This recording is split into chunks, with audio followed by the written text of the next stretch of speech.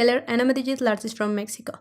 On this tutorial, I'll teach you how to create a pattern made out of sugar skulls in Adobe Illustrator, so you are ready for El Día de los Muertos. Let's begin. So we're going to go to Illustrator and create a new document. The size really doesn't matter. Once there, you're going to go to your Tools panel and find the Ellipse tool by clicking right there or press the shortcut L.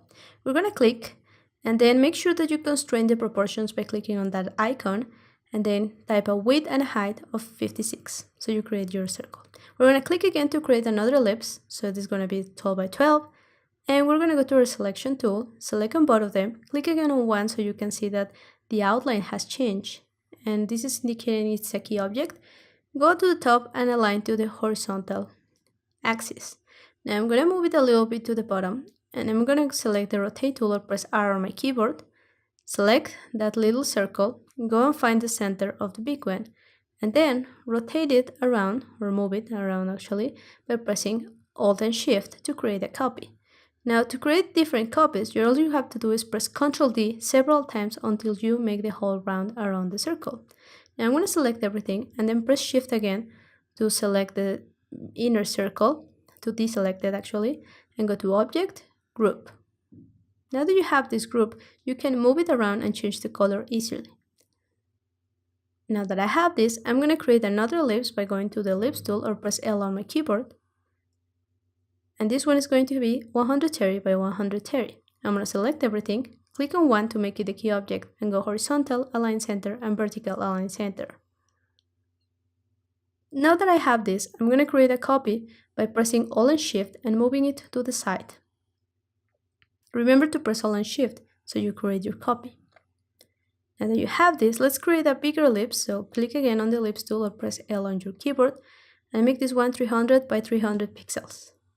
Now I'm going to select that one and the ellipse on the left and go here to this horizontal line left and then aligned to the center. So you're going to have something like this. Now it's time to go to the rectangle tool. So press M on click or click on the rectangle tool. And let's make one that has a width of 55 and a height of 150. Let's click again to create another one. This one is going to be 112.5 by 70. And click again to create another one. This one is going to be 285 by 46. Now we're going to align these shapes. So first we're going to select the circle and this shape, select on the circle again, and go horizontal and vertical line bottom. Now let's select both of these again, click, and then go bottom and left, and center, sorry. And for this one, bottom and right. So we get something like this. Now I'm going to go to my window and find my Pathfinder tools. So click on that one. And once you have that selected, let's select the bigger circle and that first rectangle and just click on this second one that is called minus front. Let's do the same for the rest of the shapes. Now that we have that, we have almost our shape school. I'm going to select that circle and my other shape and go to the first option that is called Unite. Now you can see that we're getting there. I'm going to go to my direct selection tool or press A on my keyboard and round it all the way to the center. And right there I have my school shape. I'm going to go to my direct selection tool, click on this anchor point and delete it. So I only get half of the circle. Now I'm going to zoom in a little bit, go to my tools and let's make another rectangle. This one is going to be 110 pixels by 30. And I'm going to select it. And I want to align it to the center, so I'm going to select both the eyes, go to Edit, Object, Group. And now let's select again the circles and the rectangle. Click again on the circles to make them the key object, otherwise it's going to happen like that, and align it. I'm going to move it a little bit to the top. Now I'm going to go to Effect, Warp, Arc. And let's apply it a bend of 15%. Then press OK, and you're going to get something like this. Now I'm going to go to my polygon tool and click on that one. Make sure that I make one that has 3 sides and 28 pixels of radius. That is a triangle. I'm going to align it with my eyes, make sure that it is aligned, and I'm going to move it right there below my eyes. And just go to my direct selection tool or press A on my keyboard, and you can input right there on the top the value of the corner, so you could do it manually. I'm going to input a value of 6. And I'm going to create another rectangle, one that is going to be 9 by 36. Go to my direct selection tool, select the top anchor points, and let's round them all the way to the center. And I'm going to move them a little bit here. I'm going to align them to the bottom. So make sure that you select the school as your key object. I'm going to move it there, and I'm going to press Alt and Shift to move it. And to repeat the last command, just press Ctrl D two times. Now I'm going to group them by going Object Group or pressing Ctrl G on my keyboard. Select both of them, go and select the rectangle and align them. Now I'm going to go to my pen tool and go and click on that point and something around there.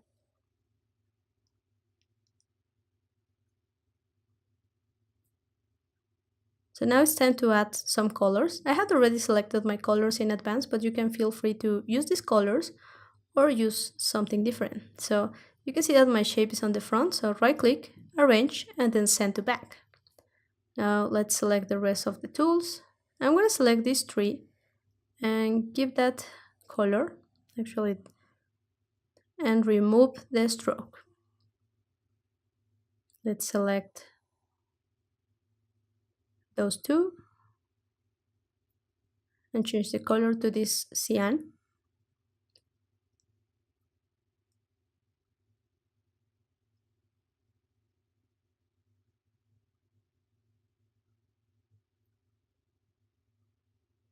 Now the top banner orange. Remove the stroke. Remember to remove the strokes because you're not going to be needing them right here. You could use the eyedropper by selecting the eyedropper there, or use the shortcut I and just sample the color you need.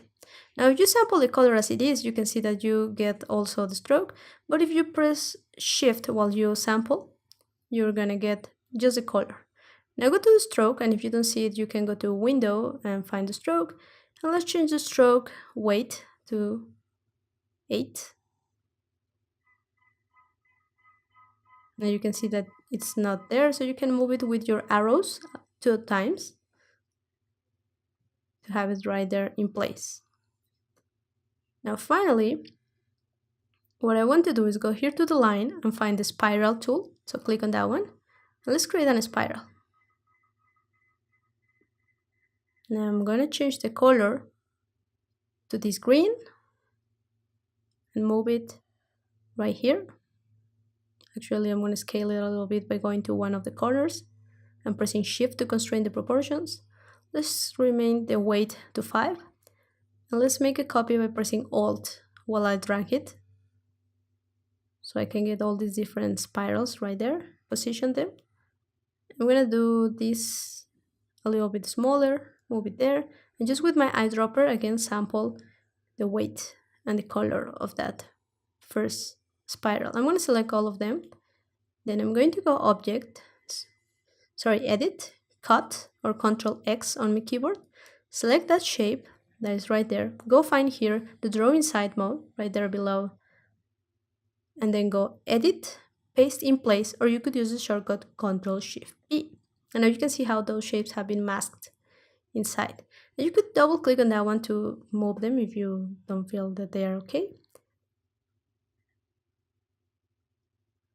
I'm going to create a big rectangle, fill it with that purple color, and let's go right click, arrange, send to back.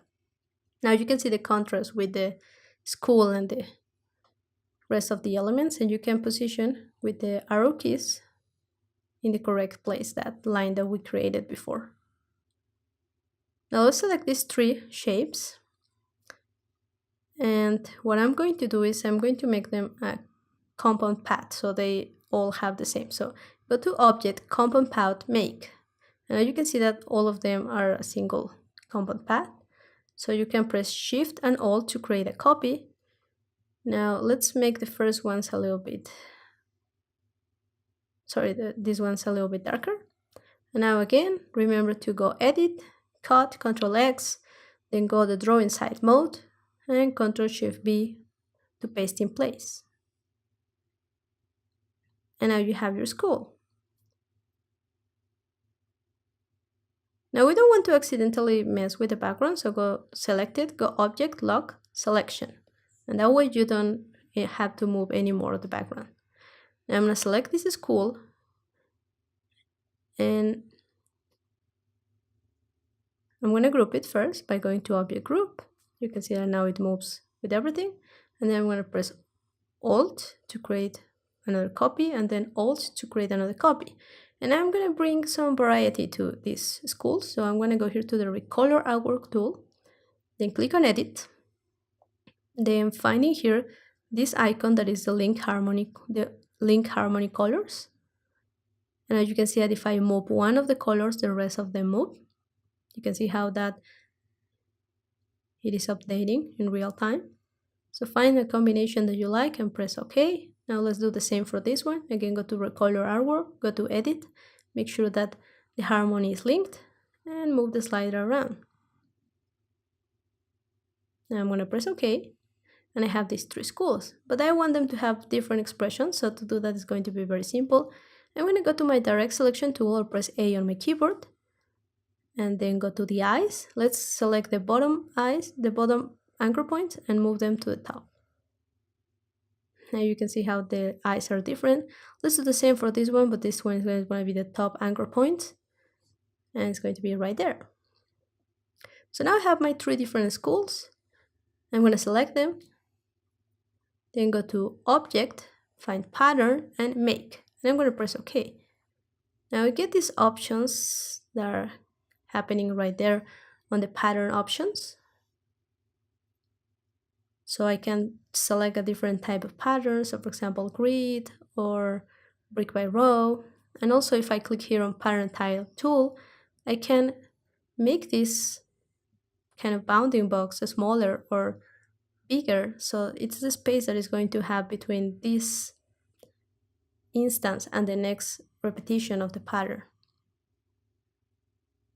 So you can move it around and change the type to brick by row, or actually brick by column, so they are aligned right there, and you can keep moving.